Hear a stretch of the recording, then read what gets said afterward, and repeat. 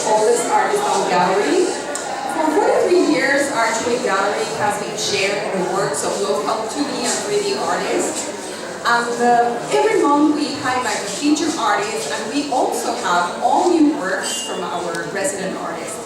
So, of course, everything is for sale and ready for a home. So please, if you consider supporting a local artist, please do. We also believe it's vital, it's very important to support our community. So we have several philanthropic benefits, musical and dance performance. So for this month, we are having on the 17th at 6 p.m. a music event with Kate Kayayan. She is a cellist. Well, she is a wonderful cellist, and you can come, and it's for free, so I hope you come. Also on the 22nd and the 23rd, we are going to have at 6 p.m. a very interesting dance with our dear John Strongs. He's a fabulous dancer, and he works with Donna very closely, so he interprets her paintings and her work in a very plastic way. It's just amazing. Also on the 29th and the 30th, at 7 p.m. we have another dance with another fabulous dancer who is Alex Soares, and we hope you come. And it is my pleasure to introduce this wonderful artist. That's my personal pleasure, because I've known her for 5 years, and she has evolved, and she has changed, and I believe she's truly an artist of her time. She is truly a postmodern artist. She has no fear telling when she is angry, when she doesn't like things, and she posts them and she paints them, and she let us know that things are happening around us, and not only in our country but in the entire world. So that is very brave. And also, the other postmodern thing that I do admire is when she is in contact with all these materials. She's not just pouring paint and materials. She's touching the material and becoming part of the material and pouring herself into these works. She works with dancers, but I believe I've seen her working, and I believe she's like a prima ballerina. She dances when she's drawing all those paintings and drawing. So here's the prima ballerina.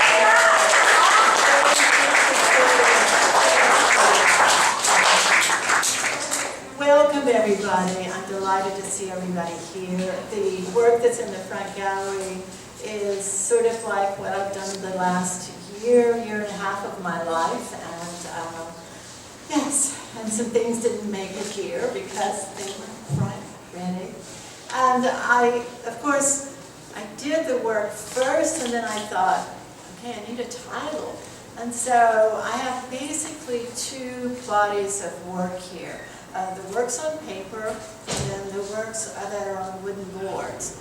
And I've worked on paper before over the years. I've done a lot of works on paper that were painted, and some fairly large ones. But with all of those, I had painted them with brushes, and there was a lot of stuff under and over, lots of layers still, but the work was done with brushes. Sometimes I used a brush to carry some of the big amounts of paint to the top of the papers, but it's not brushwork. Everything, gravity, gravity was a factor in everything.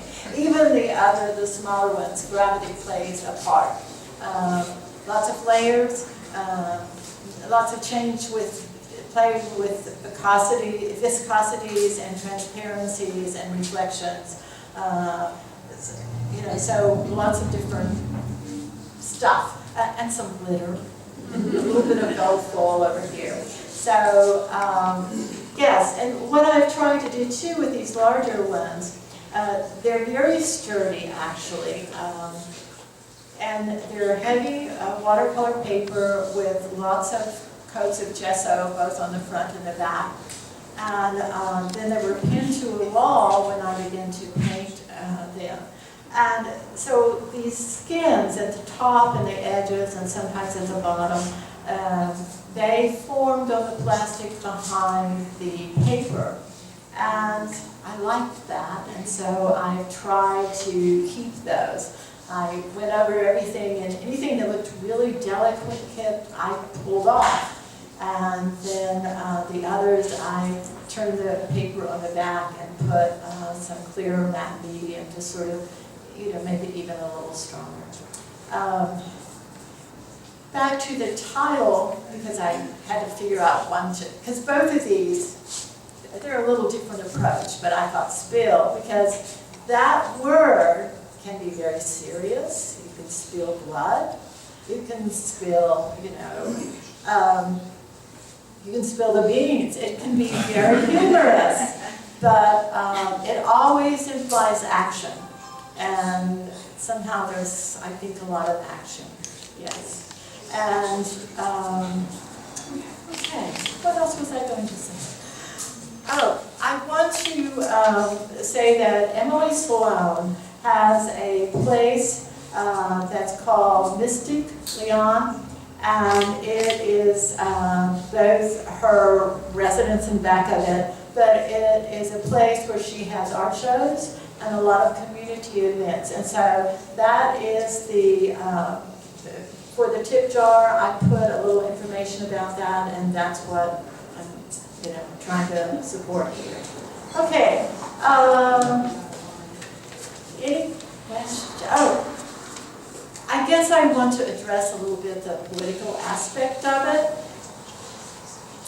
And with these large paintings with the drips, I just feel at this point in time as if I'm just a paint particle in the midst of a slide of stuff that I can't control at all. So, although these are not overtly political, yeah, that was some of my feeling about things. So, and the two dancers that I'll be working with, I've worked with both of them since '09, and so, actually one is very busy now because he and his partner just adopted a baby, and the other one is very busy because he's in Baltimore teaching there for the semester. But John Strongs is in Baltimore. He came back last week, and we talked before he left, and he's, so, but we've worked together so many times that it's like easy. It's, I know what to expect. They know sort of what's here. They see the images. So, any questions? Any questions? One of the things that I've been asked a lot about is the very shiny surfaces. I'm using a, it's a Liquitex is the brand, but it's a pouring medium, diluted down, often with color in it too, and layers and layers of that. So, is that it? Yes. I want to ask you, when do you know when the painting is done? Because with this process, must be difficult. It is. And often when it was done, when you do one more thing that you go, oh, I liked it better before.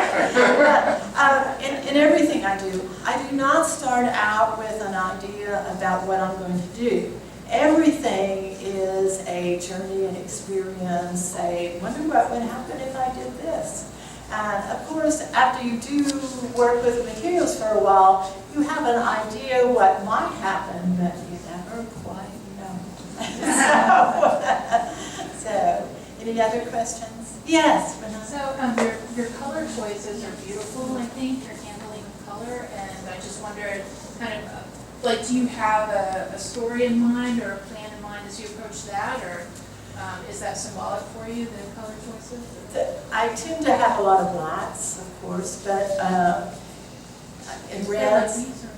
But these, No, actually, I was using up in this one, and then these right here, these two, I was using up some, it was an acrylic that Daniel Smith made and no longer does, that was sort of their version of interference paint, and they were these exquisite colors that I could never buy again.